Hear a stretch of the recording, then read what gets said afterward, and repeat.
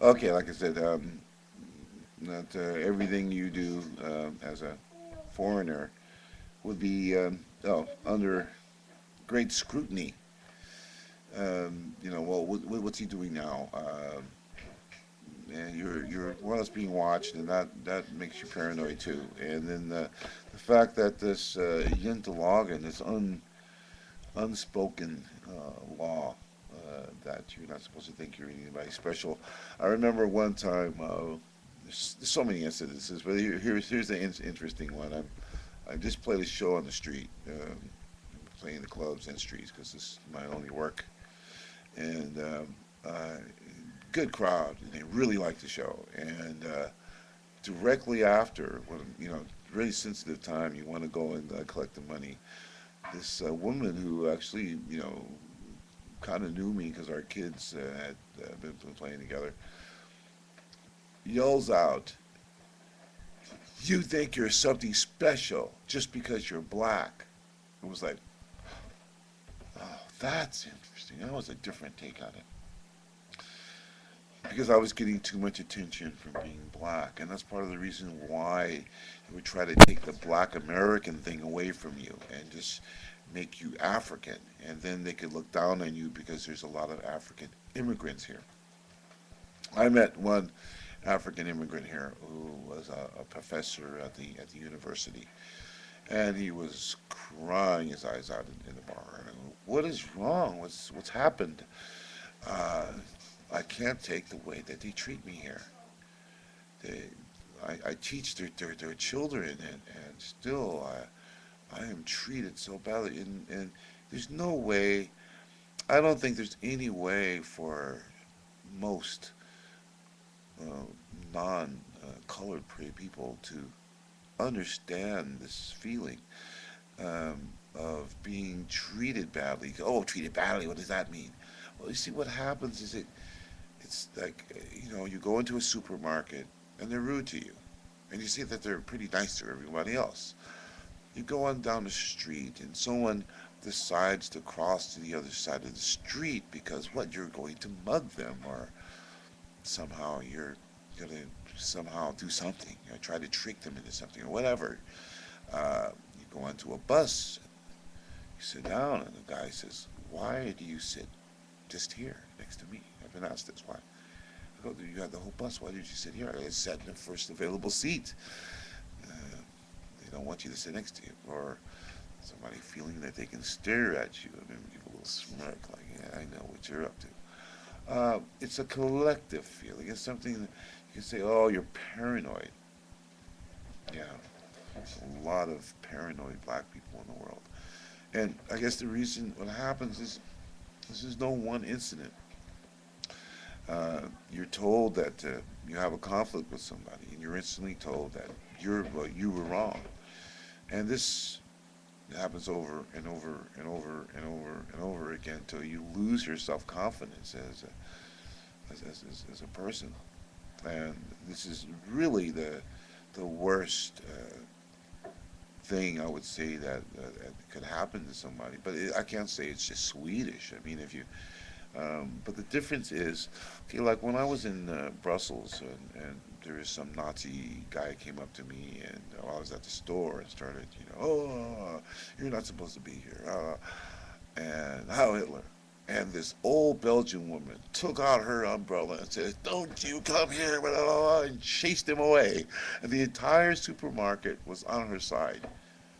Mostly on my side. So you can't bring this Nazi stuff here. They weren't taking it in Belgium. They weren't having it. Um, the difference is that in Sweden they understand. It's hard to explain this now. Uh, they would sympathize with the Nazi because, of course, see, he doesn't like black people. That's why he acts this way. He has a right. Yes, you have a right to have your opinion and be a Nazi, but here, no one's going to stop them from insulting you.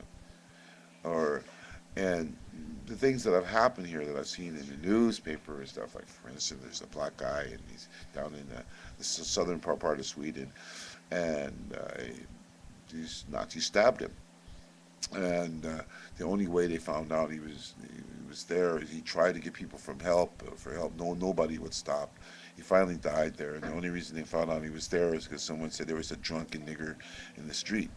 And when they went, they found him, and they take the guy to the trial who did it, and they let him go on because they went to his house. They found all these Nazi things, and they go, oh, I see, because he's a Nazi. Um, he was misguided, and so they let him go as long as he had a counselor, the person that he could talk to about his Nazism.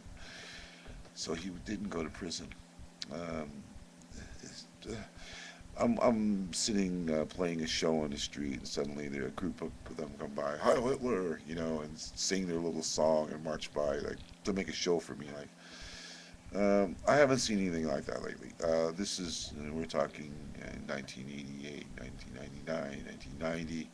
Directly after Olaf Palmer died, there was a definite surge of Nazism in Sweden, and it was okay. It's like there was, you're, they have the right to be Nazis and to act in this way, but you had no right to say anything back to them.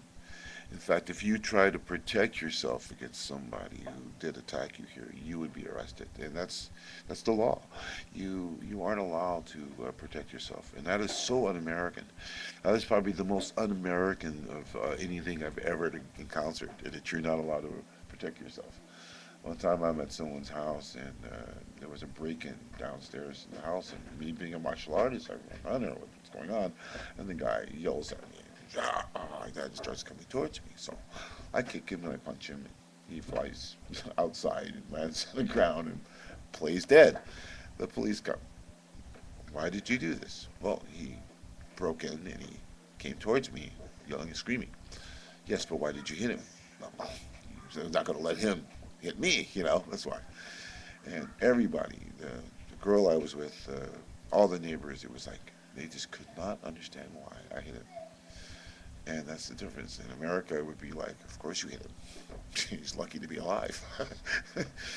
So that's one another big difference. You're not allowed to protect yourself at all. You're not allowed to hit anybody. It's one of the reasons I stopped training. Because just the fact that I was big, that would be a challenge to some of these people, and I would have having to get in a fight.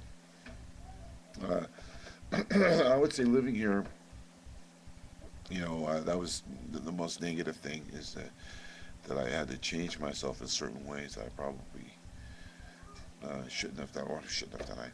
I had to do, I guess, in order to survive. Uh, Another story. Our drummer, the Robert Haldane, who committed suicide, he was a drummer in our band.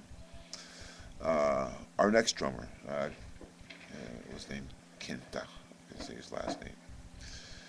We called him Kent Evil, the evil one, not evil, evil. But he was killed. He was murdered by his brother. So we lost two drummers in that band.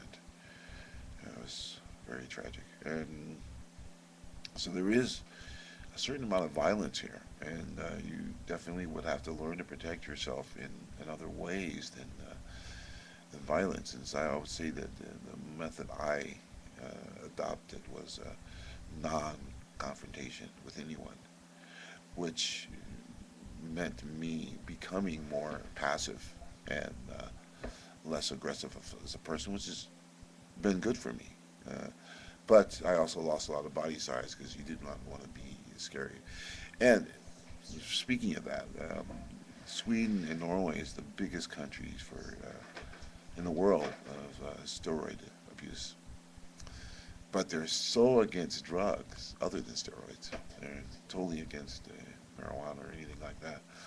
But if you're a steroid abuser and you have really big muscles, then it's okay. A lot of these people end up with positions of being security guards at a bar, where they end up hurting someone or causing an incident because they're not rational because they're on steroids, and they'll mix it with like amphetamine or